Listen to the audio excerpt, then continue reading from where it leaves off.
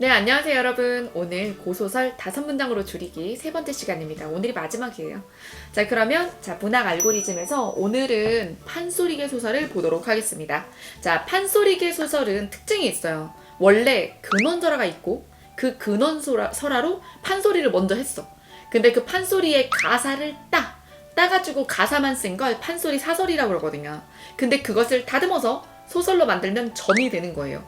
그 다음에 이런 것을 또 일부를 이제 우리가 신소설이라고 해가지고 개작을 한 게 있는 거죠. 자, 그러면 토끼전부터 출발해 볼게요.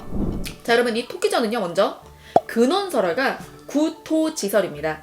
거북구, 토끼 할 때 토끼는 정말 토끼토예요. 네, 그래서 자, 거북이와 토끼에 대한 설화. 이제 용궁에서 용왕이 병에 걸려서 일이 시작이 되는 거잖아요. 그래서 우리가 토별가라고도 하고 수궁가라고도 하고 요런 이야기가 판소리. 그 다음에 그 판소리를 정리해서 별주부 전, 토끼 전 여러 가지 버전으로 나오는 거예요. 그 다음에 그걸 나중에 신소설로 개작한 게 토의간, 토끼간. 소재가 중요하죠. 그래서 이렇게 신소설로 요 순서대로 이렇게 발달해서 이제 순차적으로 작품이 탄생이 된 거다. 첫 번째, 용왕이 죽을 병에 걸렸는데 토끼의 간을 먹어야 낫는다라는 의사의 어떤 답을 받게 됩니다. 자, 그래서 둘째, 별주부가 1등 공신 되기 위해서 지상으로 올라와서 토끼를 만나죠.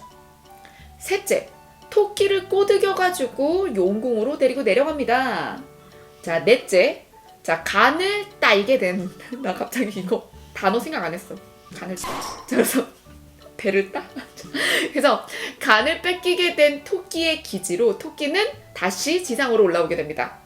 자, 그 다음에 다섯 번째, 결국에 자, 뻥이지롱 하면서 어떻게 간을 넣었다 뺐다 하니? 그러면서 이제 도망을 가버리고 별주부는 넋을 놓고 이제 자결을 하게 된다. 근데 사실 이게 버전이 여러 가지예요. 그래서 별주부가 자결하는 버전도 있고 그 이후에 사건이 더 벌어지는 경우도 있고 등등 그렇습니다. 이때 토끼가 용왕한테 가가지고 뻥을 치잖아요. 그러면서 제가 원래 상서로운 동물이라서 간을 이제 아침마다 이렇게 꺼내놓고 이슬로 막 닦고 해가지고 어디다가 이렇게 숨겨놓고 돌아다니다가 또 밤에 잘 때 먹고 뭐 이렇게 한다. 그래서 여기로 먹고 여기로 빼고 몸을 자세히 보시면 구멍이 2개입니다. 막 이렇게 알만한 얘기를 해주죠. 근데 그 말을 듣고 토끼 몸을 봤더니 정말이네? 넣다 뺐다 할 수 있겠네? 뭐 이렇게 하는. 그래서 이 작품의 주제는 2가지가 있어요. 표면 주제 그리고 속 주제, 이면 주제. 그래서 표면 주제는 헛된 욕심 부리지 말라 이거지만 이면에는 지배자들은 백성의 간이라도 뺏어 먹고 산다. 이런 비판이 이면에 들어있는 겁니다. 네, 다음 작품은 심청전입니다. 자, 심청전의 근원설화는 2가지 종류가 있어요. 첫째, 일단 효녀 지은설화 같은 거. 그래서 효녀와 관련된 이야기들하고 그 다음에 사람이 물에 빠지잖아요. 심청이가 인당수에 빠지잖아. 그래서 이거를 우리가 인신공희설화류라고 해요. 그래서 예전에 뱃사람들이 이렇게 풍파가 있고 그러면 이렇게 사람을 물에다 던져서 재물 삼아가지고 그래서 풍랑이 잦아들길 바라고 그랬다는 거죠. 그래서 그게 거타지설화라든가 이런 데에서도 볼 수가 있어요. 그래서 사람을 물에다가 던지는 인신공희설화류가 근원설화가 되고 그 다음에 요걸로 이제 판소리 심청가가 나오고 요걸 다듬어서 심청전을 만들고 그 다음에 이걸 또 다듬어서 신소설에서는 강 위에 뜬 연꽃 즉 물 위에 뜬 연꽃이라고 해서 강상련이라는 작품이 나오게 됩니다. 용왕이 심청이가 갸륵하다고 이렇게 연꽃에다 포장을 해가지고 물에다 뽕 띄워. 그걸 또 산중에 사는 거지가 발견하면 안 돼. 그래서 나무꾼이 발견하면 안 되고 꼭 임금이 봐야 되는 거야. 그래서 임금이 그 포장을 벗기고 딱 미녀가 있는 거죠. 마음씨도 고운 심청이가 있는 거예요. 그래서 중전을 삼지. 그래서 맥인잔치 막 이러는 거거든. 콩쥐팥쥐도 그래. 콩쥐도 사또가 이제 콩쥐를 구하면서 신데렐라 스토리가 되는 거예요. 그래서 어느 문화권이나 여자들이 내가 남자를 잘 만나면 되지 않았을까? 라는 그런 어떤 생각이 이런 콩쥐팥쥐, 심청가, 그리고 신데렐라 이런 데다 들어간 게 아닌가 싶습니다. 그럼 우리 심청전의 내용 5문장으로 줄이기 시작해 볼게요. 아버지의 젖동량으로 자란 심청이 아버지를 먹여 살림. 물에 빠졌을 때 스님에게 공양미 300석을 약속하고만 신봉사. 공양미 300석을 구하기 위해 인당수에 빠진 심청. 용왕의 어떤 은혜를 입고 연꽃으로 다시 이렇게 태어나게 된 심청. 아버지를 찾기 위해서 중전이 되어서 맹인잔치를 연 심청이와 만나게 되는 신봉사. 이렇게 해서 결국에 해피엔딩 하게 되죠. 근데 이렇게 5문장으로 줄이니까 그 재밌는 수많은 요소가 빠지게 되네요. 뭐 예를 들어 부잣집 만화님 하나가 심청이를 굉장히 예뻐했었죠. 승상의 부인이. 근데 그 돈 해줄 수 있었는데 심청이가 이미 선인들과 약속을 했습니다. 그래서 그 약속 어기기 어렵습니다. 제가 부인께서 돈 준다고 제가 이제 인당수에 안 빠질래요 하면 그 배는 누가 띄운단 말입니까? 이러면서 막. 근데 심청이가 효심만으로 물에 빠진 게 아니라 선인들의 그 배까지 걱정을 해가지고 인당수에 빠지게 된다는 점도 있고요. 그 다음에 용궁으로 갔을 때 돌아가신 엄마를 만나요. 옥진 부인. 그래서 어머니가 큰 선녀가 돼가지고 용궁에 갔을 때 어머니도 만나게 되거든요. 요런 스토리라든가. 그리고 이렇게 강위에 다시 이렇게 연꽃으로 태어났을 때 이 임금과 만나가지고 짝짝꿍하게 되는 너무 아름답다 나의 중전이 돼주시고 이런 장면이라든가. 그리고 맹인잔치를 열었는데 뺑덕어멈이 중간에 엄청 고생을 시키잖아 신봉사를. 요런 거라든가. 저는 왜 마담 뺑덕이라는 영화도 있잖아요. 이솜씨랑 정우성씨 나오는. 그때 우리가 약간 추정을 할 수 있죠. 어떤 인물군의 어떤 상황인지. 이 뺑덕어멈이라는 이 캐릭터를 마담 뺑덕이라고 되게 트렌드하게 이렇게 영화 이름으로 바꾼 거에 진짜 감탄했었어요. 그래서 결국에 이 신봉사가 딸을 잃고 뺑덕어멈한테 굉장히 의지하잖아요. 그런데 뺑덕어멈이 아버지를 위해서 좀 남겨둔 재산이나 이런 것들 다 해먹죠. 자, 그럼 우리 다음 작품으로 넘어가 볼게요. 자, 다음 작품은 흥보가입니다. 우리 책에는 다 전을시타가 요 흥보가하고 춘향가만 수절가, 연려춘향 수절가를 넣었어요. 그래서 얘네들이 이제 판소리 사설 상태. 그래서 판소리를 가사를 잘 따놓은 상태가 되겠습니다.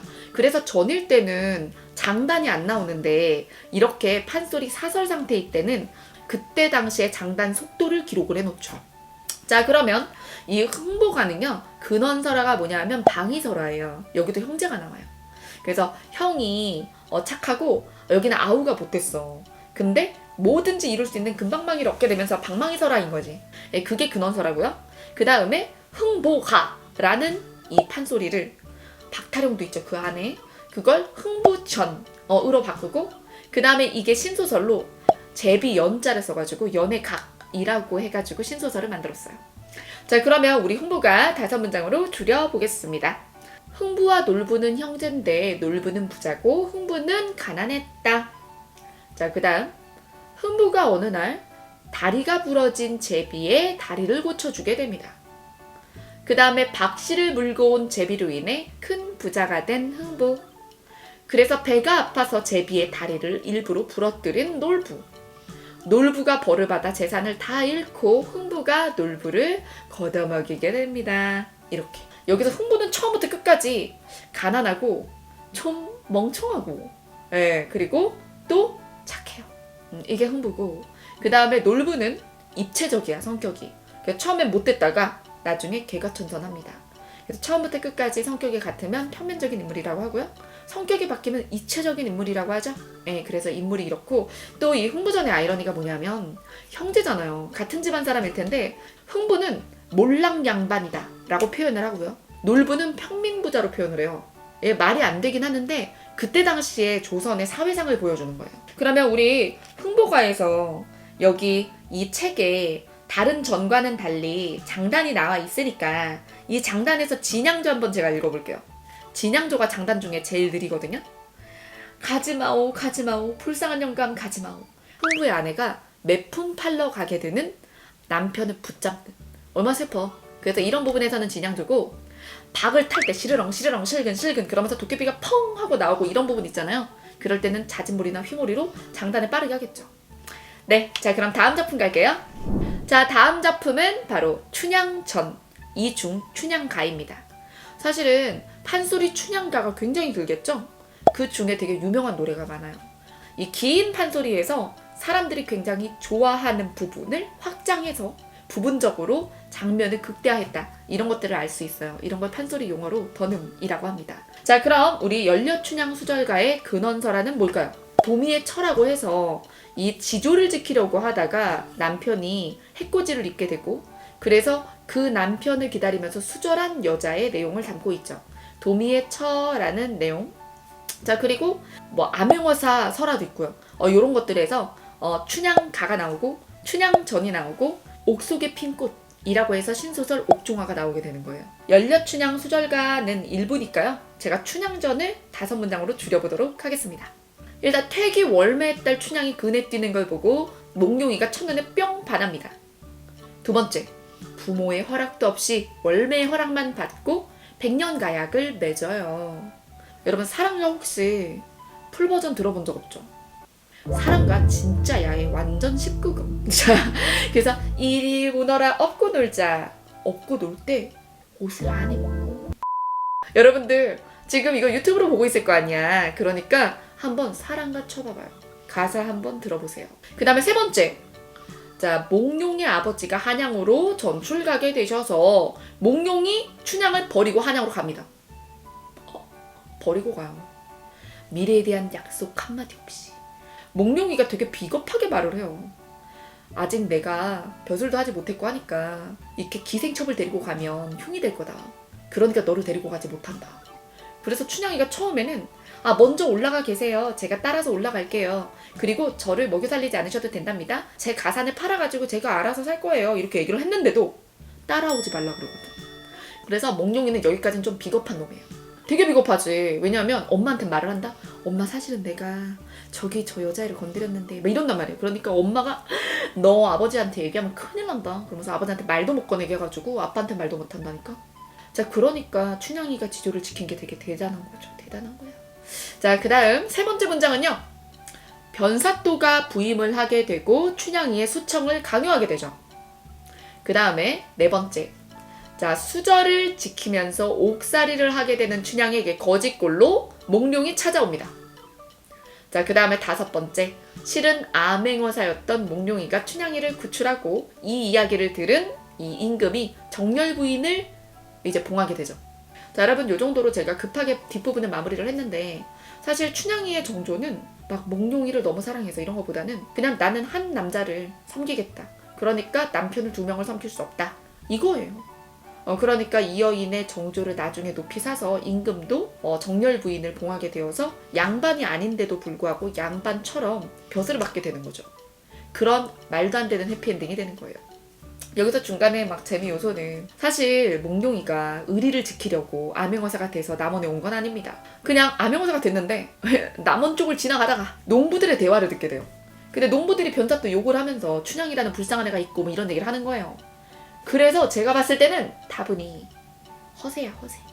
그래가지고 남원에 가가지고 나 암행어사야. 그리고 변사또 너 못됐다며? 그러면서 혼쭐 내주면서 이제 춘향이도 이제 구제를 하는 거죠.